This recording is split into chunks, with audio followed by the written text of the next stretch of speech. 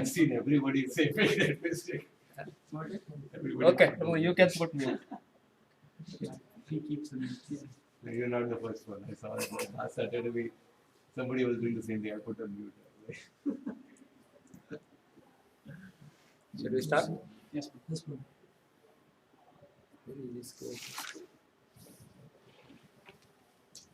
Oh, I'll close it.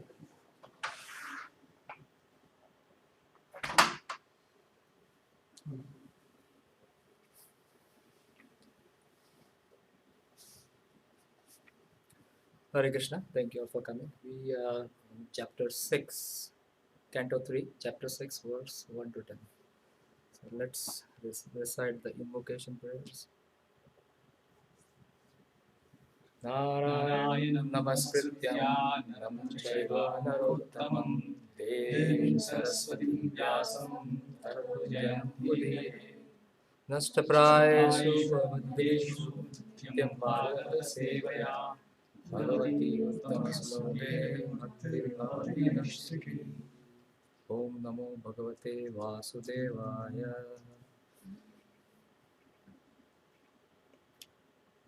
So, Canto 3, Chapter 6.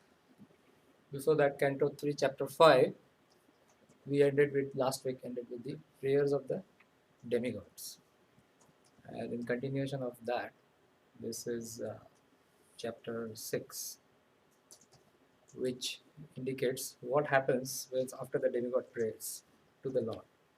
So, I'll just go over a little bit, try to first of all, the disclaimer. This topic is very, very complex. So I have tried to present it in the best capacity of my understanding. There could be something wrong. But because this topic is so widespread and parts of things are given in different chapters, in different books, it's very hard to compile together and present it. What I'm trying to do here is go through a very quick summary of what my understanding is and put it in a picture form so that we have an understanding. When we visualize something, it makes things more clear. So that's why you'll see a lot of pictures instead of lots of words.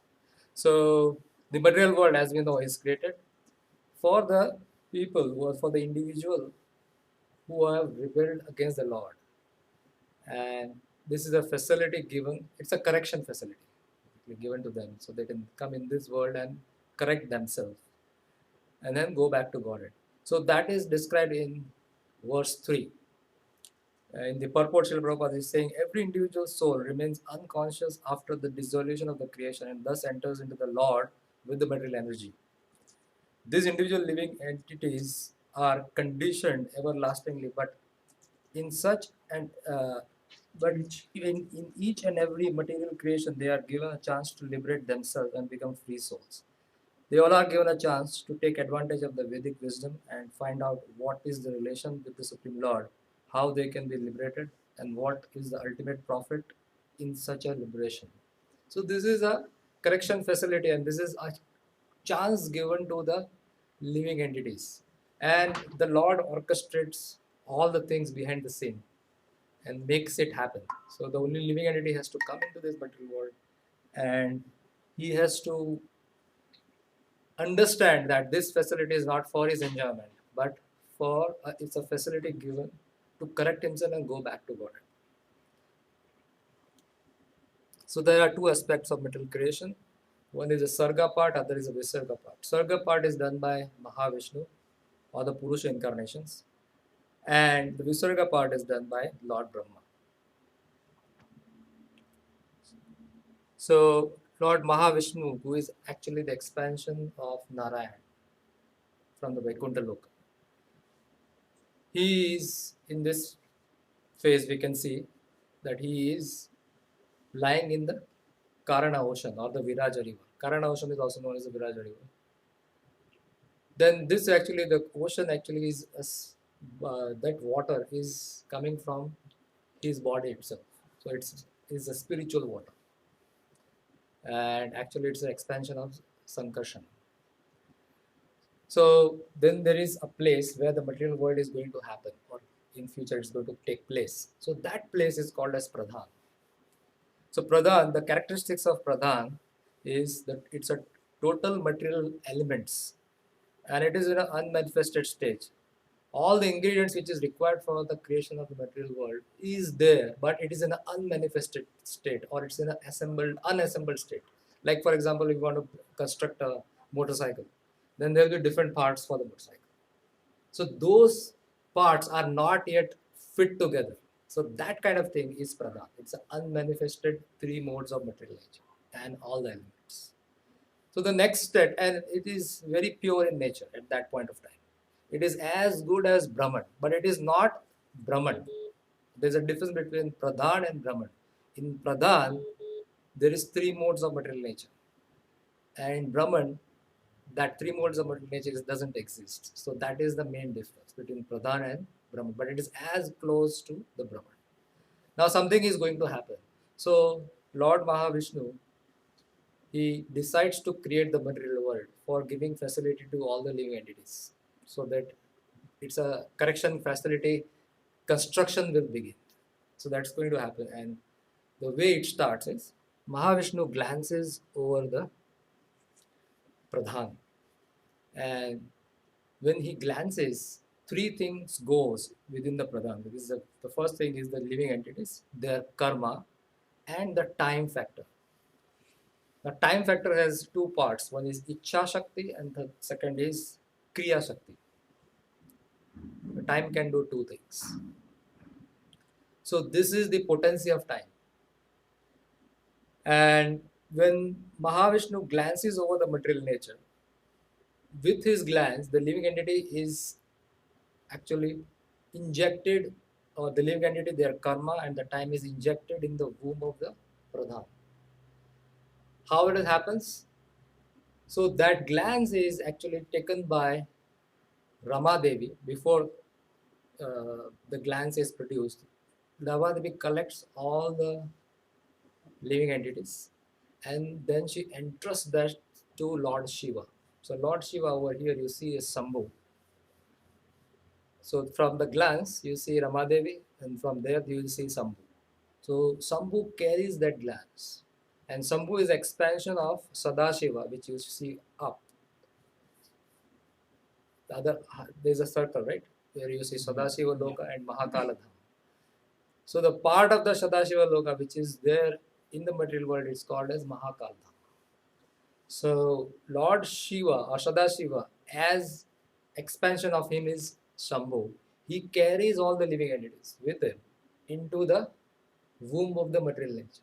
And while he is carrying that, he is still, so Sadashiva is a Vishnu Tattva.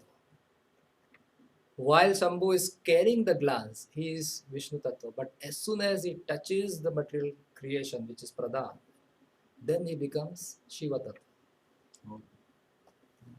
Okay. So he is actually Vishnu Tattva who converts into Shiva. So Lord Vishnu doesn't directly interact with the material world himself. So that's why his expansion as Sadashiva does that part. Okay. In other way of looking is there is a procreation concept over here, which is actually explained in Brahma Samhita. So Ramadevi expands as Maya Devi for the purpose of procreation. Okay.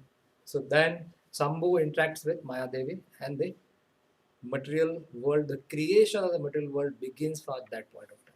So as soon as Sambhu touches the material world, what happens is the Pradhan becomes Mahatattva. So Prakriti has two parts. One is, or two states. One is Pradhan, other is Mahatattva. Pradhan is unmanifested state. Mahatattva is the manifestation has begun or has started. Next step. So the first thing that is created is the false ego. Or before the false ego is generated, as the jiva and their karma and the time is injected in the pradhan, then it turns into prakriti or mahatattva. So if you see, they follow the yellow lines. Mm-hmm. The first thing that is generated in the mahatattva is pure consciousness. But because pure consciousness comes in contact with the jiva and their karma and time, the manifestation of the false ego happens at that point of time. So if you go from Jiva to Pradhan, from Pradhan to Prakriti, Prakriti to pure consciousness, and pure consciousness to false ego. So then this false ego is the total false ego which will be distributed among the living entities. So that is going to happen little later. Where are jivas right now? So Jiva is in Mahatattva, in Prakriti basically, or in Pradhan. But because Jiva has those impure desires, their karma, everything is there, right? The sum total of all these things. So that thing, when comes in contact with the pure consciousness transforms into this false ego. This is given in third canto because it's all over the places. I can give you the reference where all these things happen. Where is this pure consciousness? This is the first thing that is generated in the Mahatattva. No. So when the pradhan transforms, the Into- first is First thing that is generated is pure Mahatattva. consciousness. and when these Visuddha Sattva okay. or Visuddha Sattva. This is third canto, 26th chapter. Now, from the false ego, many other elements comes into existence. So, false ego combines with the mode of goodness because mode of goodness is already there in the three modes of material nature is already there in the pradhan. Right? Now, they come in contact with the false ego, and further manifestation happens. So, false ego combining with goodness produces mind, and that 10 demigods. These are called as controlling deities for directions and air and sun. So these descriptions are given.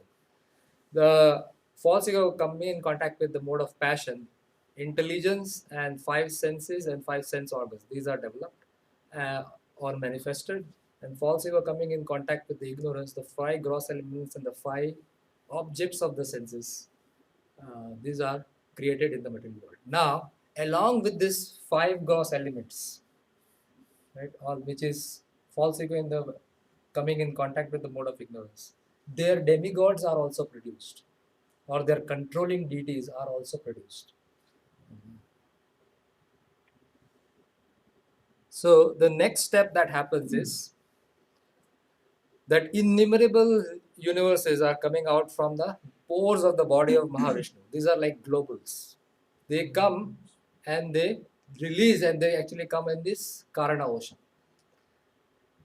Now the elements are already created.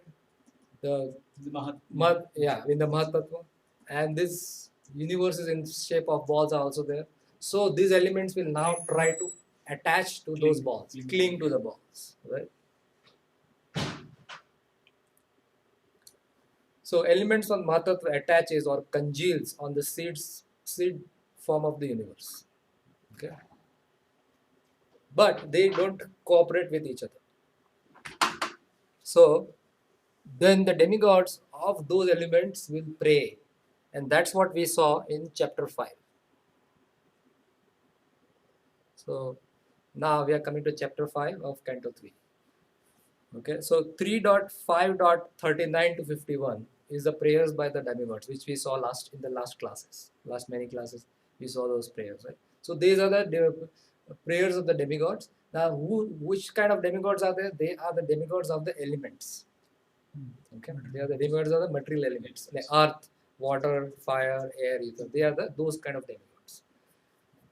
They are Jiva Tattvas. They are for the sum total. Yes, yeah. They will attach on the coverings of the universe. So they are the sum total of them. So they are Jiva Tattvas. This is explained in verse 38 of 5th chapter.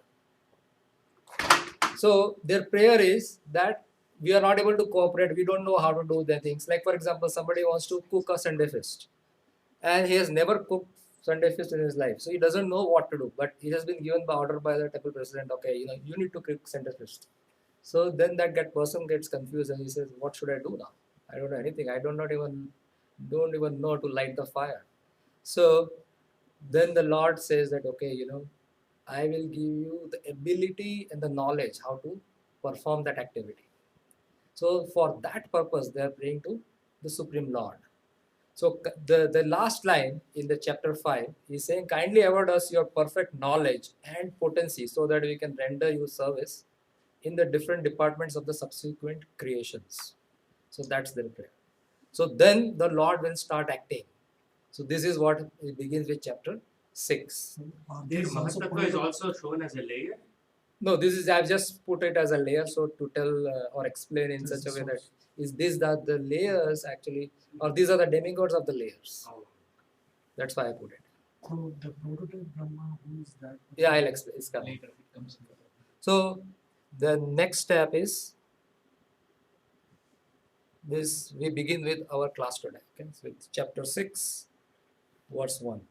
Okay. So Maitreya Rishi is saying, I'll not go into the verses because of time constraint. I'll just cover. So the Rishi Maitreya said, the Lord thus heard about the suspension of the progressive creative function of the universe due to the non-combination of his potencies, such as the Mahatattva. So the demigod of the elements, now they cannot produce anything. So that's why they pray to the Lord. And after the prayer, what will happen is Lord will do some action. So what action does Lord do? So then he manifests from his right side Brahma, from his eyebrow he manifests Shambhu, and from his left side he manifests Kshirodaksha Vishnu, which is the Parma. So these are prototype demigods.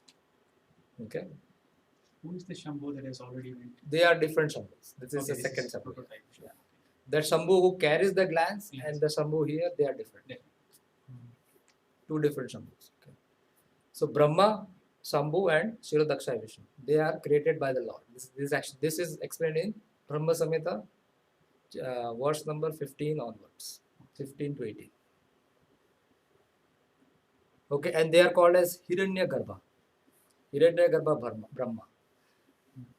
Sometimes you will hear Vairaja Brahma, or Brahma of the, that's a Brahma which is created by the from the lotus, from the navel of the Garbhodaksha.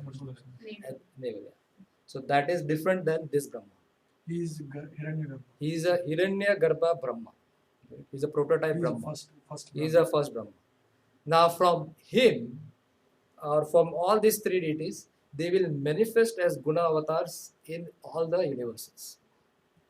Their instances. This is Their the class. instances, yes. So are these Vishnu Tattvas only? These are Shakti Tattvas. Now verse 2. So once these prototype demigods are manifested, then what happens is the Supreme Powerful Lord then simultaneously enters into the 23 elements with the goddess Kali, his external energy, who alone amalgamates all the different elements. So the next step that happens is the Supreme Lord will enter into each element, and when he enters along with him the potency to combine. So right now the combination of the elements is not happening. So he will enter with the potency to combine, and the potency to combine is Lord or Goddess Kali. Right? So Kali mentioned in this translation and the purport is the potency of the Lord to combine, so work together. So he enters into, you see over here on the left side all the elements, and the Kshirodaksha Vishnu has entered into all the elements. So it is not like Kshirodaksha Vishnu is a Shakti Tattva. Shakti Tattva also comes along with Kshirodaksha Vishnu. Yes, Sakti. Because demigods prayed. Yes, because demigod prays. Lord Brahma I was talking about is Shakti Tattva. And Shambhu also. Shambhu also is Shakti Tattva. Not Kshirodaksha Vishnu is Vishnu. Vishnu is Vishnu. Yeah. So now you see the prayers. So once the prayers are over, then the Lord expands as this three deities, and then Lord combines with along with the Lord Goddess Kali. They enter into the each and every element, Each atom. each and every atom, and each and every soul. Three things. Right. Then the next verse.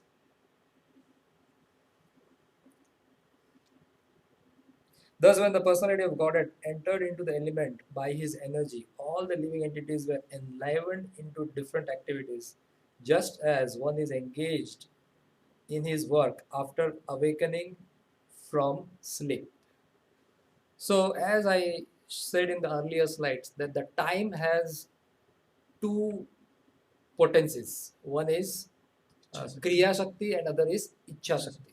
So this delayed Kriya Shakti is now taking place. So as soon as the Lord enters into the elements, then what happens is the living entities are in the Sushupti stage. So they will enliven. So they will start their process of waking up from the sleep. And waking up from the sleep means then they'll start doing some activities. So this Kriya Shakti is started working now. So this is what has happened. So this is verse number 3. Okay. And then I have put over here, later the prototype enters into each universe as Guna avatars. Verse number 4.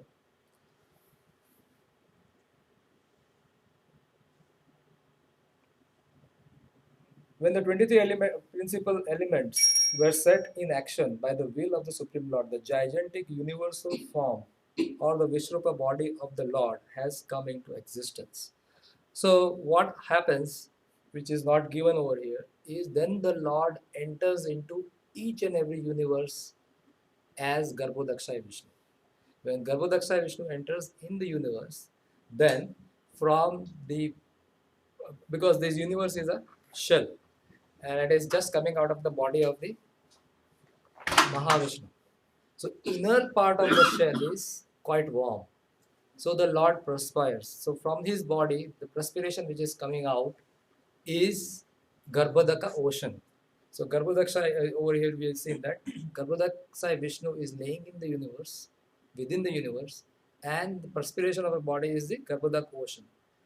And along with her is his consort. And from the Garbhodaksha Vishnu and combination of Shilaksha Vishnu, a gigantic universal form comes into existence. And that is called as Virat Rupa or Vishwarupa, or it is also called as Hiranmaya. Hiranmaya, that will be explained in the later words. So universal form is a template or a design that will be given to, because demigod has asked or they prayed, they don't know what to do. So to show them an example how to do things, what to do, the Lord takes the form of Virat Rupa. Is the same form Krishna showed. Yes, this is the same form Krishna said, and that is also called as Hiranmaya. Now, couple of things to understand over here is Hiranmaya means cosmic intelligence. So that is actually given when the creation and the balls actually come out from the Lord's body. That cosmic intelligence is given or it is released by, this is how I understood, is released by Mahavishnu into the Mahatattva region. And that is also called as Hiranmaya. So that cosmic intelligence will be actually given to Brahma, and actually given to Brahma, who will do the later creation, later part of the creation. So the word Hiranmaya will be used, or when you hear the word Hiranmaya in Brahma Samhita, it is talking about the Hiranmaya which is outside this universe, the total cosmic intelligence. When it is used in here, it is within the universe. It's talking about this Virat Rupa, which is also called as Hiranmaya. Okay? So the same term is used. Now, the Virat Rupa or the Hiranmaya is also the same words are used for Brahmaji, because Brahmaji will be getting that intelligence to do the further creation. So he will be given that intelligence later. So the terms are used in different places, the same terms are used, but it has got little different connotations. So 6.4 is when the 23 principal elements were set into action by the will of the Supreme Lord, the gigantic universal form or the Vishwarupa body of the Lord came into existence. After that, what happens is, as the Lord in his plenary portion enters into the element of the universal creation, they transform into a gigantic form in which all the planetary system and all movable and immovable creation rest. So as I said, it's a template, it's a design, it's a form which comes into existence. The purpose of this form is to give a design to Brahmaji and all the demigods, what needs to be done or how the creation has to happen. So that is the purpose of this creation of Virat Rupa or Hiranmaya.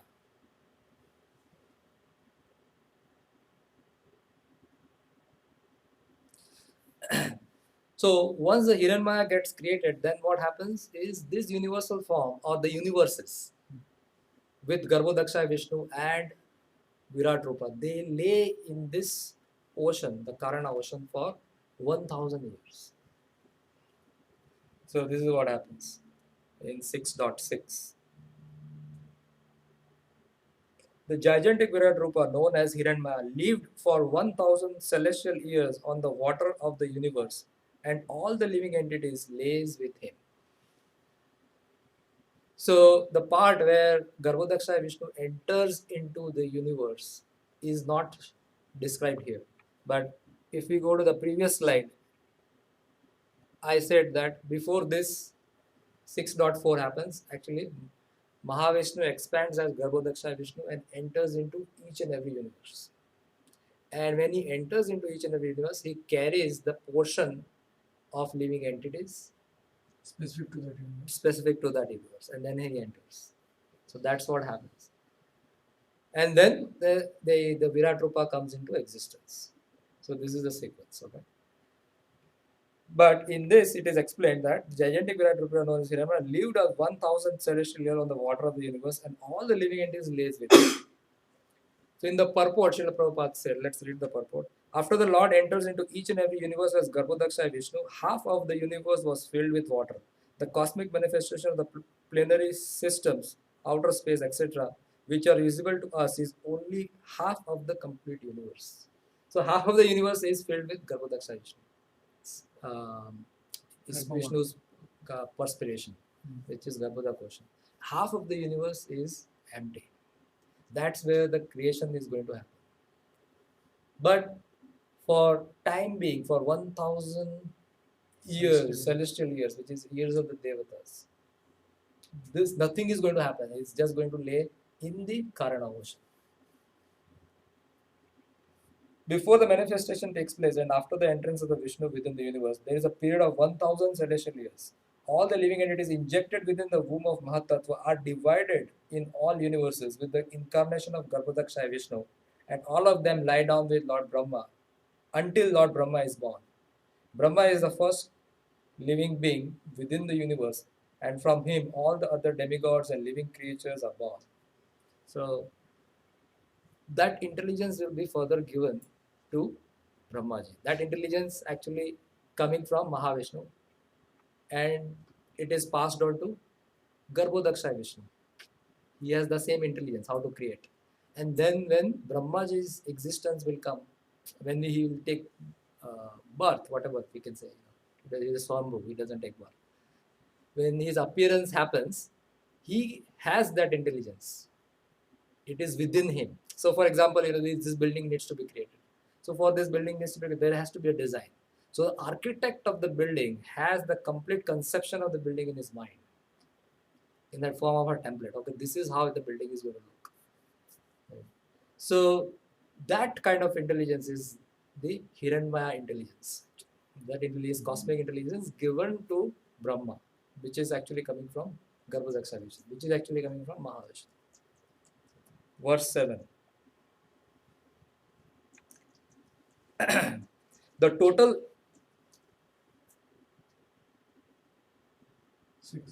6. So 6 already I said that it lays in the universal water for 1000 years. Yeah. So the universal form is created and then nothing happens. Nothing happens for 1000. Until Brahma. Yeah, until Brahma is. So verse 7 is the total energy of the Mahatattva in the form of gigantic Virat Rupa divided himself by himself. What is divided himself by himself means?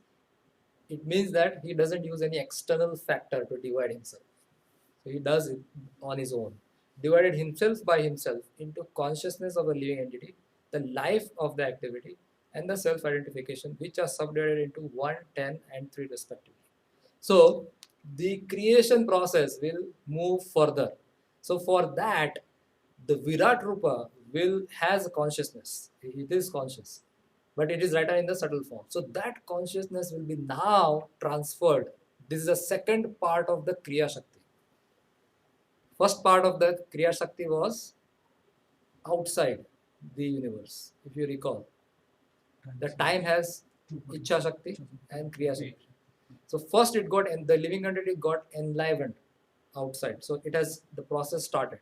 Now that will be further intensified, and that is done within the universe. Within each universe. After Within the universe, Vishnu yes. gets the Yeah. living entities, so within each Right. universe. So the consciousness of the living entity, which is actually Kriya Shakti. Now whatever we are doing, unless we are conscious, we will not be able to do those functions. So that consciousness is required. Now from where we get that consciousness? So that consciousness is passed to us through the uh, universal form, or the Virat Rupa gives that consciousness. Now once the consciousness is given, then what happens? So let's say, so that one consciousness which is in the middle, right, which is Jnana Shakti, the consciousness is a Jnana Shakti, or knowledge potency. By giving that knowledge how to act, that's a Kriya Shakti. Okay. So this consciousness will generate activities. If you are conscious, you can perform activities. So that generation of the activities can be only done when the life air within the body happens properly. So then Prabhupada describes this 10 life airs. So there are 10 different kinds of life airs. Prana, Aparna, Udana, Vayana, Samana. And then there are subdivisions of that. Naga, Kurma, Krikata, Devadatta and Dhananjaya. Right? So these are the life airs. So a part of this description of this verse is given here, and part of this is verse number 7. And how it really works is described in verse number 9. So we'll see the description in verse number 9, a little more, which is given in verse number 9 later on. So from the consciousness and with the help of the life air, the living entity can act. And when the living entity acts, because it is covered by the 3 modes, it tries to identify itself. So there are 3 different kind of identification of the living entity, and that also is given by the Virat Rupa. And that 3 kind of identification is Adhyatma, Adibhuta and Adideva. So Adhyatma means self-identification with the body and the mind. And then the Adibhuta is self-identification with the material products. And the Adideva is a self-identification as a servant of the Lord. So all these three things are coming from the Virat Rupa, and it is given to the living entities. So this is how they are going to perform the acts. So when we talk about kleshas, Adidaiva, the klesha is No. typically given something. Yeah, there's difference. So this term can be used for different like the word karma. So karma has a different connotation based on, or Brahman. The Brahman has 4 connotations. Soul also. Yeah, soul, super soul, supreme lord, and the Brahman itself. So similarly, Adhyatmika, Adi Bhautika and Adi Devika are, in this context, is identification of a person. How identify?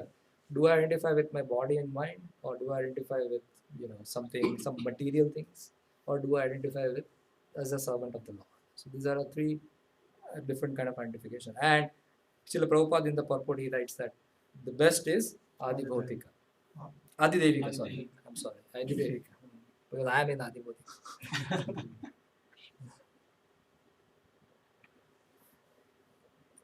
Verse 8. So, in this verse 8, Maitreya Rishi talks about that all the further manifestation of all the planetary system is the manifestation coming from the Virat Rupa. So, let's read the translation. The gigantic universal form of the Supreme Lord is the first incarnation and the plenary portion of the Super Soul. Right. Now, sometimes we hear that there is an expansion of Super Soul. Sometimes we'll hear it expansion of Mahavishnu. Sometimes we'll see the expansion of Garbhodakshaya Vishnu. It's all the same. So, but all these 3 entities are same. So, it doesn't make a big difference. The expansion of whom, because it's the same Mahavishnu. He is the self of the unlimited number of living entities, and in him rests the aggregate universe. Aggregate means sum total. In 13th chapter also, I think verse 6 to 7, the word term aggregate is used. So aggregate means the sum total of everything. So let's read it here again. He is the self of the unlimited number of living entities, and in him rests the aggregate creation, which then flourishes. So the the 14 planetary system which we see here is actually the part of the stem, of course, the part of the stem, which is the manifestation of the Virat Rupa. Right? So Virat Rupa is the template on the basis of which this creation, subsequent creation will happen. So that's what is indicated by this verse, verse 8. Now in verse 9, as I said earlier, that this further description of those 10, 3 and 1 is given in verse 9. Okay.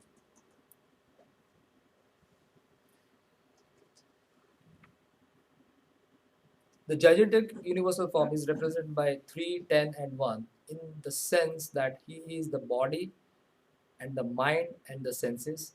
He is the dynamic force for all movements by 10 kind of life energy, and he is the one heart where life energy is generated. So the important part is that he is the last line, which is he is the one heart where the life energy is generated. So he is the source of the generation of the energy which is given to the living entity to the living entity, and the living entity will further do some acts. But how he acts based on the consciousness or the Shakti given to the living entity.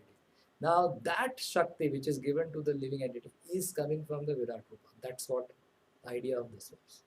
So let's read second paragraph. The movement of the body are first generated from the heart. So all the life air is used to make the actions happen within the body. Let's say I want to move my hand, or I want to close my eyelids, or eat some food. So all these things are happening with the help of the life airs. So there are 10 different kinds of life airs. And these 10 different kinds of life air is actually the source of those 10 different kind of life air is the heart, from where it will be generated. Right? So the movement, and that is the thing we need to remember when we read this purport. The movements of the body are first generated from the heart, and all the activities of the body are made possible by the senses, powered by the 10 kinds of air within the body. So that power of acting is powered by the life air, which is actually the source is heart.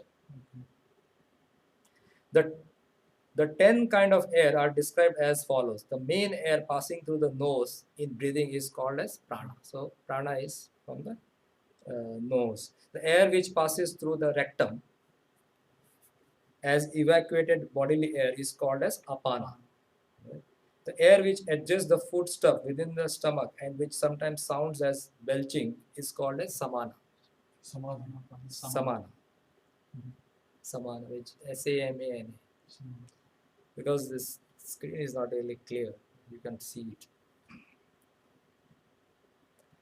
The air which passes through the throat and the stoppage which constitutes suffocation is called as udana air, and the total air circulates throughout the entire body is called as vayana. So there's the entire air which is going throughout the body, that is vayana.